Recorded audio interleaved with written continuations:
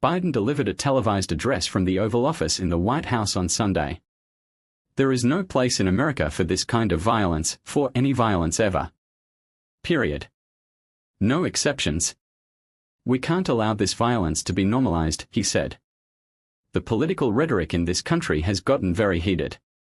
It's time to cool it down. Biden and Trump spoke to each other on Saturday night after the shooting.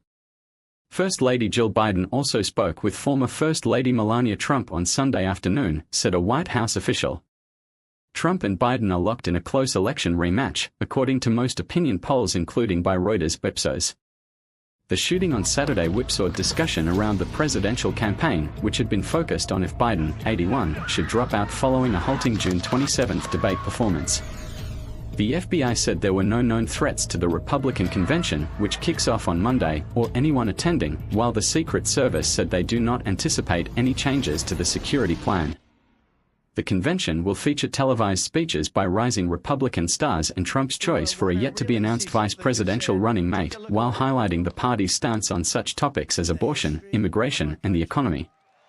President Joe Biden on Sunday urged Americans to reject political violence and recommit themselves to resolving their differences peacefully, saying the upcoming presidential election will be a time of testing in the aftermath of the attempted assassination of former President Donald Trump.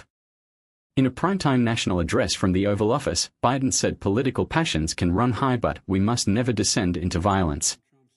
The president said his party and the Republicans can compete forcefully over different policy visions but must do it in a civil fashion. All of us now face a time of testing as the election approaches, Biden said. There is no place in America for this kind of violence, for any violence. Ever. Period. No exception. We can't allow this violence to be normalized. Biden spoke for 6 minutes in his third address to the nation since Saturday evening's attack by a shooter that left Trump with a blooded ear, killed one rallygoer and seriously injured 2 others. His warning came hours after FBI Deputy Director Paul Abate said agents have seen increasingly violent rhetoric online since the attack at the Trump rally. Since the shooting, the president and his team had been grappling with how to calibrate the political path forward after the weekend attack targeting the very person Biden is trying to defeat in November's election.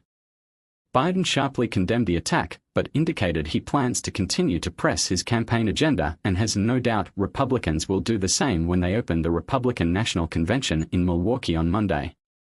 He emphasized that said those disagreements must remain peaceful. We can do this, Biden pleaded, saying the nation was founded on a democracy that gave reason and balance a chance to prevail over brute force. Biden also warned that political tensions were being inflamed by a balkanized media environment and exploited by American enemies. Here in America we need to get out of our silos, where we only listen to those with whom we agree, where misinformation is rampant, where foreign actors fan the flames of our division to shape the outcomes consistent with their interests, not ours, Biden said. Earlier Sunday, Biden was briefed in the White House Situation Room and condemned the attempted assassination of Trump as contrary to everything we stand for as a nation.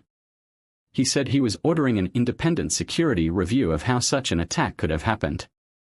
The president said he has also directed the U.S. Secret Service to review all security measures for the RNC. Hours later, Audrey Gibson-Sakino, the Secret Service's coordinator for the convention, said the weekend attack against Trump did not warrant any changes to the agency's security plan for the event and officials are fully prepared. Biden promised a thorough and swift review and asked the public not to make assumptions about the shooter's motives or affiliations. The president said he and First Lady Jill Biden were praying for the family of Corey Comparador, a former fire chief who was shot and killed during the Trump rally Saturday night in Butler, Pennsylvania. He was protecting his family from the bullets, Biden said. God love him. The president also said he'd had a short but good conversation with Trump in the hours after the shootings and said he was sincerely grateful that the former president is doing well and recovering. Trump, who has called for national resilience since the shooting, posted on his social media account after Biden's remarks, "Unite America." Biden, who has set out to brand Trump as a dire threat to democracy and the nation's very founding principles, put a temporary pause on such political messaging after the shooting. Shortly after Saturday night's attack, Biden's re-election campaign froze all outbound communications and worked to pull down its television ads. The president also postponed a planned trip to Texas on Monday, where he was to speak on the 60th anniversary of the Civil Rights Act at the Lyndon B. Johnson Presidential Library. An NBC News interview between Biden and anchor Lester Holt will now occur at the White House instead of in Texas as initially planned. Biden's campaign said that, after the NBC interview airs on Monday night, the Democratic National Committee will continue drawing the contrast with Trump over the course of the GOP convention. It was unclear when campaign ads will resume. Biden still plans to make a planned trip to Las Vegas, which will include a campaign event Wednesday. Vice President Kamala Harris postponed her planned campaign trip to Florida on Tuesday, where she had been set to meet with Republican women. Trump, meanwhile, arrived Sunday evening in Milwaukee for the Republican convention, where criticism of Biden and the Democrats is sure to be searing. The weekend developments were only the latest upheaval in a campaign that has been extraordinarily topsy-turvy in recent weeks. Biden's shaky debate performance on June 27 so spooked his own party that some top surrogates and donors turned on him, and nearly 20 Democratic members of Congress called on the president to leave the race outright. Facing mounting questions about whether he was fit for a second term, Biden and his top advisors have been scrambling to salvage his campaign by adding events around the country and more aggressively criticizing Trump. Saturday's attack appended, at least temporarily, that counteroffensive.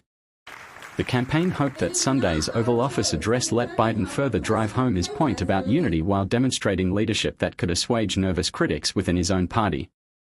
"We'll debate and we'll disagree, that's not going to change," Biden said in his afternoon remarks. "But we'll not lose sight of who we are as Americans."